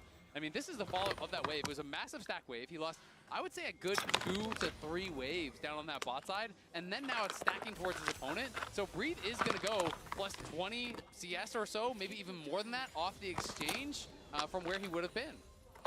Okay, Chris trying to close the distance here on Elk, but the Kais is fast enough to get out on now, showing up to cover his AD carry, while Knight pops the smoke back in the mid lane again, trying to get away. Nice CC from Tarzan to lock him up, but there is no Sejuani ulti, still only level 5.5, means they don't have the CC to guarantee the kill on the flash with Sakala. Yeah, both ultimates not being available meant that they just didn't really have the follow-up damage, so Knight able to step away. Bin now actually being the one to cover, and Bin has been doing a good job of kind of sacrifice himself, but he wants a bit more here. We saw this in the previous game. It's Bin and Shun working together to punish Xiaohu when Knight is no longer able to maintain his position. It's beautifully done, just like the last time. Xiaohu drops, and Mai another Xiaohu chôn này. Khó ấy. And he flashes at the back of it as well, which means that he ends up losing that on top of everything as well. Nice play from Bin with the roam up, and Shun has been doing a great job of playing with this Garner for these ganks through the lane, and now it's going to try and catch Crisp. All right, let's see if Shun can get this done. Bin coming around with the counter-strike from the side. Crisp, only level 5, still pretty squishy here with the Maokai. Mạng đường rắc vượt đổ. Trees with lampposts. Bin picking up another one as Shun escorts his top laner out. They'll rejoin with Elkin on, but Xiaohu locks up the Skarner and guarantees that Weibo can grab themselves their second kill of the game. They do get that 1 kill back, but still great things happening on the map here for BLG. Knight's pushing in mid lane as well. And with those kills, Bin is now top 10 in MSI plus Worlds kills. He passes Ruler, one of those most historic players here. Bin, it's kind of like sneaky how long he's been playing. I tend to forget and think of him as one of those newer players, but he's been around for a while now, back to the Suning days. Yeah, I mean, where he got the first ever pentakill in the World Finals, the man has been setting records for a long hell time, and I think he wants to stick around and keep setting them up, especially. Nhưng mà đánh kiểu gì cũng bị trẻ, nó thả 3 game rắc luôn. Các bạn con rắc meta này hơi khó ban đấy. Vì con rắc là con duy nhất để người ta hay dùng để đối đầu với con Kna. And then it is a nice job from Light to land so many of these mystic shots as they start to move back out. Having Xiaohu in the back pocket as well, having a little bit of extra move speed thanks to boots, means he's able to take on the Scorpion. Yeah, the Fated Shield is nice, and then there's just no recourse for Shun. He can't flash out, he didn't have his E up yet, and if you use the W, pull tower aggro. So even though you have the shields, there's nothing he can do there, so he just turns around, accepts the death, makes sure that there can't be any sort of chase down after that to put pressure on the rest of his team, but things pretty even overall. It's just that top jungle advantage. Bây giờ ban rắc đúng không biết Kna cũng thế à? How well he thought Shun had been doing on the desk, and again, he's turning in another strong performance, setting his team up for success. Well, we have 10 seconds until the second set of grubs spawns. This is the first time in the series that BLG has acquired more than one, and they got that entire first set just getting a single grub from this second group is going to enable him to have those Void Mites spawning, going to enable him to have that extra split push. Akali đi với zone này, Akali thử điểm với zone này. I don't think they will. I think they're just going to look for gold on Night. Then we talked about this Akali really needs to get snowballing. She's already behind thanks to that kill that Xiaohu's able to pick up. So, hey, instead, we're just going to play on towards bot side, get the dragon stacking starting, and also look then for that extra gold on towards the Akali. See how much he's going to be able to get, because after they grab the dragon, Shun could even move down towards bot side if they do think that there is some sort of an angle, but it looks like they don't expect that there will be, and Reed had it warded out either way. Yeah, I want to go back to your point you were making on Shun, though, because it's incredible to see how strong he's been for BLG after he was subbed out. Wasn't the intended starter, yeah. Exactly, it was Wei who came in. He came in halfway through summer and was like, no, this is the guy that we want to work with. He's going to add stability. We can just play through our 3 strong lanes. But coming into the Worlds, they were like, no, we want the guy who's able to come up with the creative plays, the guy who can play the Kindred, the guy who is piloting this Skarner so incredibly well here. And it's really made you forget about a bit of the rough start that BLG had, because they swapped in Shun, after a couple of those losses. And he has been a guy that's bringing stability now, which is not really what you kind of associate with him. He was more that explosive player, go dive bot, go create these spicy plays. But he has been great for them on the Skarner.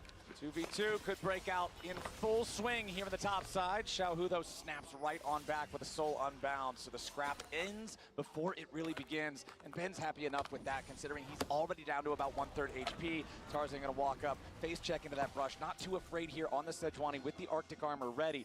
Crisp also hanging around nearby. There's a lot of Weibo presence up here as this wave crashes into the turret. And Shun is making sure that Ben is not under real, meaningful threat as he farms it all up. Yeah, just going to be able to zone Weibo away from going for the dive, but still have to get turret plates for Xiaohu. And this Yone is actually starting to get into a really good spot now with the early kill and now some of these plates. And Xiaohu was very good in game number 1 on this pick, and he may have an opportunity to do it again as Knight wants to fish for Breathe. See if he can find him here. The Akali, a level down though, not quite at the point where Breathe is. Has not been able to have as much time here in the side lane, so Knight just thinks better of it, backs away. Yeah, I mean, especially with the steel cap boots, they're kind of thinking, hey, maybe we can look for the Akali up against Breathe, but we already said Breathe got a ton of that early CS and a big experience lead, so he's under a lot of threat going up against the Akali, who's still only just about to stick over to level 10. So at this stage, I think side lane gameplay is the way forward for Weibo. And it's so interesting because BLG, I generally think of as the masters of playing this sort of style, of playing through sides in the LPL. I think that they were the best to do it. And you're looking at a lot of these games, and it feels like they're asking Ben to group so much that he's being put behind constantly as far as farm. You look at the top lane matchup, he's down 35 CS, 36 CS when he was coming into it with an early advantage because of that kill, because of the bouncing wave to him. And it's also funny because these are kind of the things you'd see in the game 1s from BLG. The ones that they would tend to lose was, hey, we're over grouping, we're trying to force plays at early fights, but okay. Oh, Ben jumps in there, so close, slightly late on the flash follow for the Counter-Strike stun. Would have had the Kaisa to swing on by as well if he'd managed to connect to that. And that's what they were trying to set up, but Xiaohu just about able to get away thanks to that CC delaying the follow-up from Ben. Been trying to find that big play, can't quite make it happen, but at least it is the trade of flashes. Knight's gonna grasp from the bot side. Worth pointing out here, very big difference compared to games 1 and 2 with those turret plate counts now that we're after 14 minutes into the game. 23 plates in game number 1, 22 plates in game number 2. Far, far less, not even 10 this time around in the 3rd game. You can see with your MasterCard lane economy snapshot, the whole gold lead for BLG is on a Skarner, and that's not really where you want it to be. He's a big old meatball. And if you're gonna say that, then you know it's really a TP problem. off the bot side, though, they want to try and look for the dive on Breathe. See if they can get it. The wave still needs to be pushed up a little bit further. Ben is already in position, but the equalizer summoned up by Breathe to try to get rid of this wave. That last cannon minion will be the only thing to try to walk up to the turret, but it ain't gonna get there in time. Breathe overheated. They immediately engage the Alistar ultimate, and BLG just brought enough firepower. Breathe's best efforts are in vain. There's nothing you can do against the Alistar. Once he pops that ultimate, he's invulnerable to these towers. Lot again lost though on that top side. You can see that big wave was crashed by Weibo, so yes, you're getting a kill, but you're still losing on the map as BLG. And at the very least, he actually did kill off the wave with the equalizer before it did crash. Exactly. So the tower damage is now coming in, but they can't kill off that. Vào đầu vào cái chế độ gì? Able to actually finish off that cannon, maybe the tower goes down as well. Yeah. It's definitely a close thing, but it is not going down just yet. Okay, we got 30 seconds on our next Drake. The first one was picked up by BLG. It's going to be 16 minutes in, and second Drake of the game will only just now be spawning, so it's not like it'll be a big soul rush type of game. BLG obviously would be happy to get it, but I don't feel like there's a ton of pressure on either side to make a play for it, and BLG is overloading the top side instead. And we'll just see what that soul spawn is going to be, because if second dragon is Chemtech, you know it's not going to be that soul, which kind of takes the worst one off the table. And there is still options for things like Hextech and Mountain Soul that I think could be incredibly strong in this game. Herald summoned up mid lane by Weibo as they'll try to force down this tier 1 turret. The first turret's already going to be killed up there in the top side. 2v1. Breathe wanted to try to stop Knight, and on the rumble with the flame spitter needs more damage, but he won't find any. Nó khó dữ vậy. Đánh một cái của Rumble ấy. Biết là mấy con Maokai các kiểu vẫn đang ở đâu nữa. Thường Maokai sẽ đắp cánh của Rumble á. Này vấn đề của cái số box của mình nó bị hoài rồi. Đánh LPL cái này bị hoài rồi đó. So it's a tower trade for the Dragon plus a kill for BLG. Yeah, and he already has that first item completed, has that storm surge. Đồng đội thì rất là mạnh nhá, deal với zone này rất là mạnh. Đơn giản là đối phương buộc phải đánh vào Rumble, nhưng tôi không thích có Maokai đâu. And look to try to potentially avoid some of these 5v5s that we thought was going to be really difficult in the draft. And the question you posed earlier, Isaac, is now answered. On, what are you doing, buddy? On goes through the Hex Gate, knocks Tarzan back over the wall. Never mind, I should have never done No. Beautiful Imperial from Sean pulls back too. But the counterattack from Xiao, who is there with the Fate Seal. Massive damage on everybody on BLG, but Xiao is the first and only to die. Breathe comes in with the equalizer. Knight's gonna try to get away. Rồi một mình áp, rồi ST ăn mặn rồi, mấy ông BLG trôn đâu. Tham mình đến bây giờ đánh đâu ạ?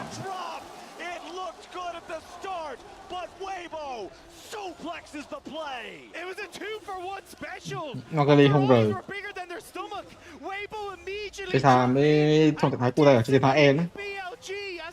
Lúc nãy điều với giờ này phải vào rồi đánh hơi gây á.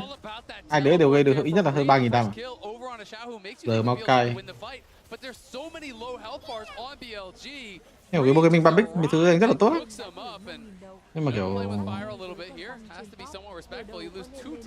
cái liên quan tới cánh của họ chả biết nữa. Kiểu có được cái này lúc thì thỏi cái này lúc thì thỏi cái kia. Nhưng mà pha bên này cảm thấy BLG đang trôn, thực hiện đang nghiêng về phía họ, họ đang làm chủ ở khu vực cánh. Nên là họ muốn đánh thì đánh, không muốn đánh là muốn đánh. Và này đáng lẽ là không đánh nhá, yên đánh trôn vậy. Everyone who's stuck in the pit. Xiaohu with a great ultimate as all these melee champions try and go in, but Knight doesn't really have that execution damage. Elk is being pushed back on the opposite side. Chỗ này rồi ác. Điều thì chắc chắn là free down rồi. As in comes the rumble. I mean, credit to Light. This guy hit everything. I want to say he hit 3 straight Qs on Knight, shifts in, hits an ulti on 3 to 4 members as well. His damage had to be out of this world. He's the one who softened up those members. Yeah, no surprise. Watching that team fight, I knew this guy was going to be dominating the damage charts. Him and Xiaohu really tag teaming to get so much done. And even Tarzan, 2K on the Sejuani. And Tarzan barely surviving with about 50 health there as well. Xiaohu trying to use the Fate Seal to get away. Knight puts his body in front of him to lessen the distance, but it still doesn't matter. Hết mục tiêu rồi, sao hôi để đường nữa, để đường chi ấy, để đường để bị mất spell à? Kiểu cứ để đường xong rồi đứng tương ra canh lại mất spell á. Rồi, để đường không quay sau để được không? Để được luôn, giữ.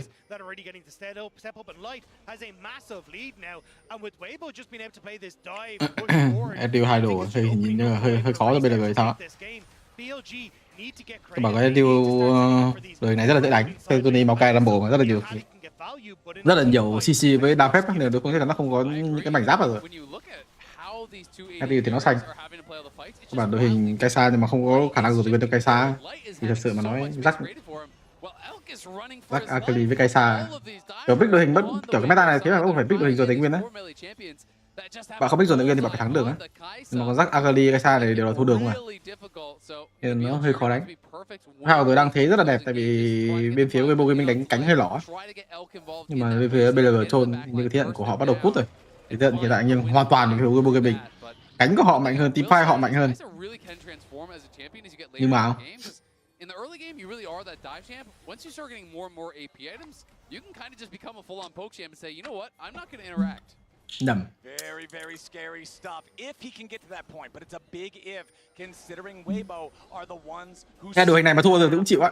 Đội hình vừa rồi có thể là Canada của mình rất là khó vận hành khi đối đầu với cái này pháp sư đội hình hiện tại đối phương không có pháp sư.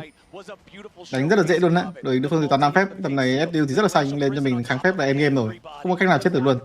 Thề Juni với Mọc Cài với đồ này đội hình phối quá đẹp luôn.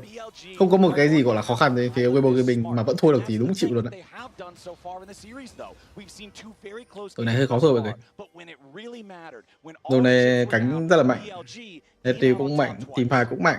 Vậy thì thua kiểu gì? Chắc chắn là không thua rồi. Nghĩ tới game 3-4 được rồi ấy.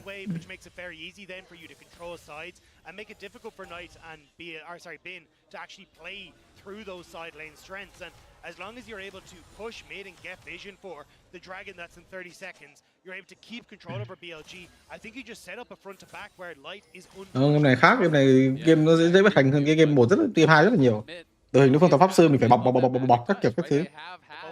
Nhưng mà nó cứ đứng cương ấy chịu. Game này thì sao mà thua nữa. Này thì chiếu ăn nốt vào dòng này thì mai BLG đánh, ăn xong rồi thì làm tí kháng phép. Even when someone would have a bad game, you look towards On's Bard game, you know, in the finals, where he was dying time and time again, but other players step up on BLG and can be a difference maker. There's so many threats on this team, just rồi, đội hình rất là dễ vận hành. Mở rồng. Nhưng mà Salon không laptop.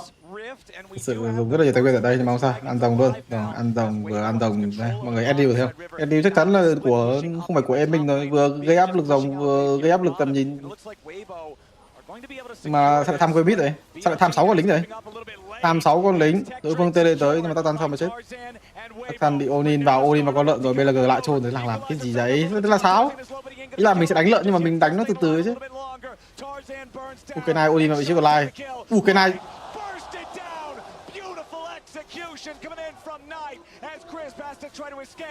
vừa nó có đi nó biết chơi xong nó ăn biết bao giờ xong rồi. Yeah, sao nó phải ăn quay mid vậy?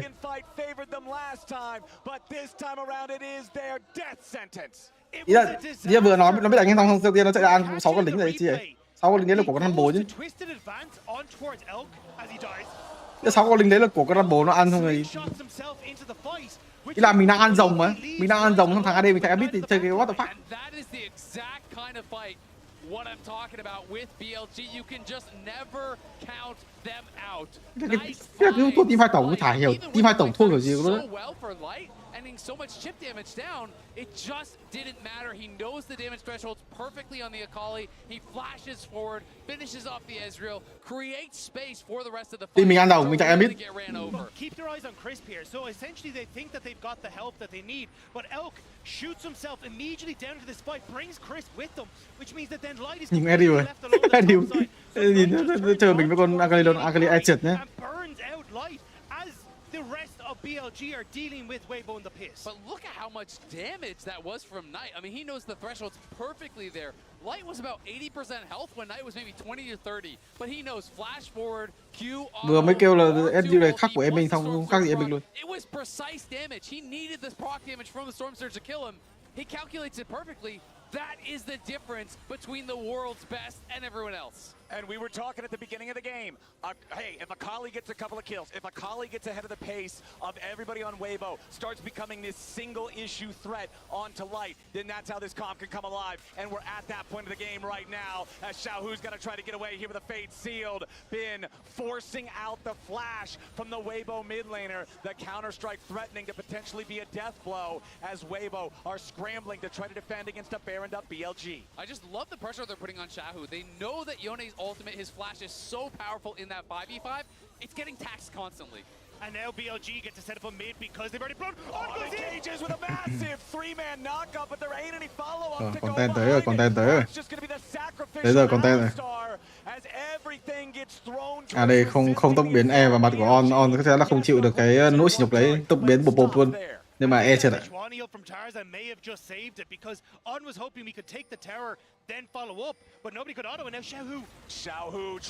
Rồi không tốc biến, không đờ, chạy xuống vùng đường dưới, trừ luôn.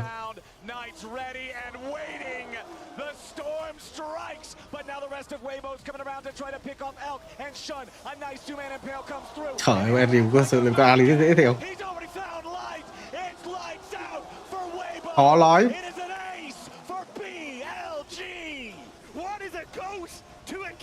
Đúng không, đánh bạc bích có ý nghĩa gì? Kiểu cái thế nào cũng thua được á.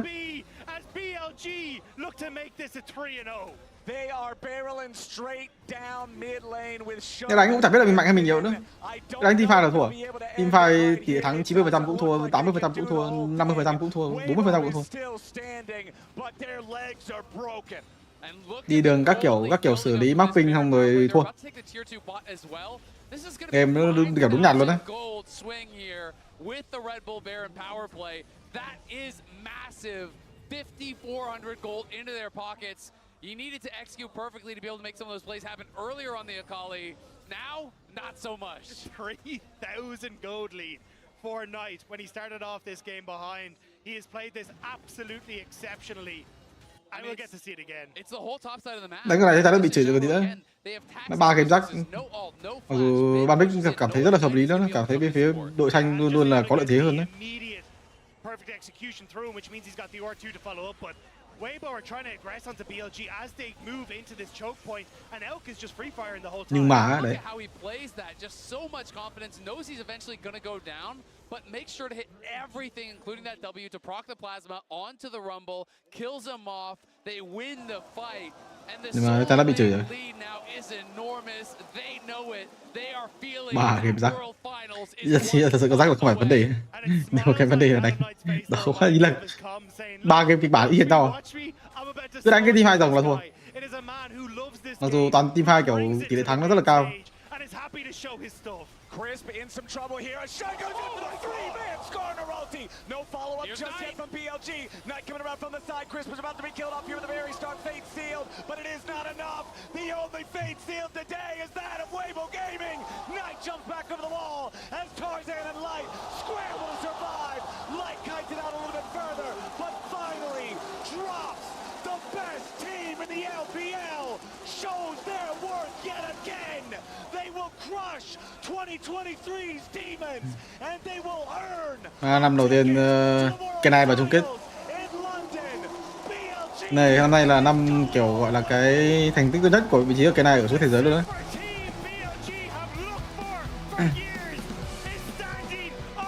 Vấp.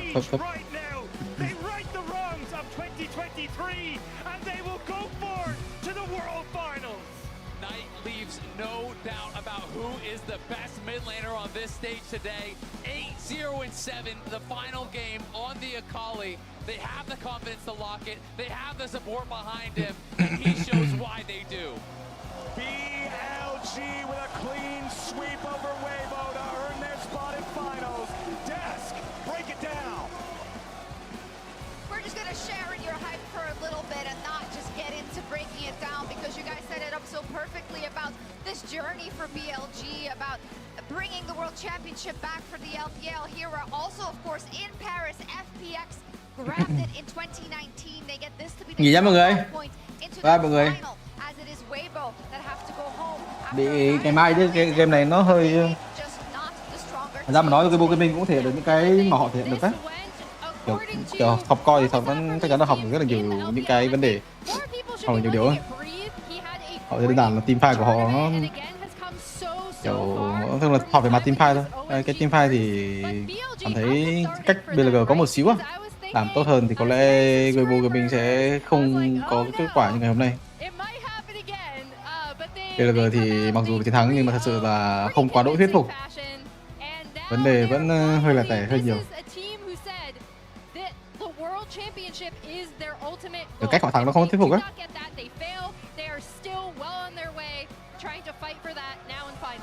We've talked a lot about how much it means for Knight, but Bin also getting back to the World Finals, and I think the majority of people want to see a big